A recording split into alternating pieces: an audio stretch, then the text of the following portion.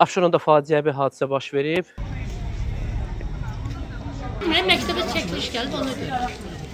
Faciəvi hadisə məhz Əlağa Vahid adına Masazır kənd orta təhsil məktəbində qeydə alınıb. Belə ki, 1-ci sinif şagirdi olan Emin Həmidov dərsdən çıxarkən burada huşunu itirib və yerə yıxılıb. Yaxınları tərəfindən dərhal xəstəxanaya çatdırılsa da, çox təəssüf ki, onun həyatını xilas etmək mümkün olmayıb. Məlumata görə saat 11:30 radələrində dərsdən çıxan şagird məktəbin qarşısında yıxılıb. Hadisə anın müəllim və şagirdlərin gözləri qarşısında baş verib.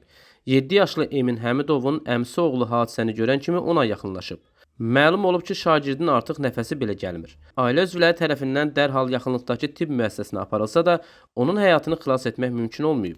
Təəssüf hissi ilə bildiririk ki, 27 noyabr 2025-ci il tarixində Masazır kəndi Əlağa Vahid adına 1 nömrəli tam orta ümumi təhsil məktəbinin 1-ci sinif şagirdi dünyasını dəyişib.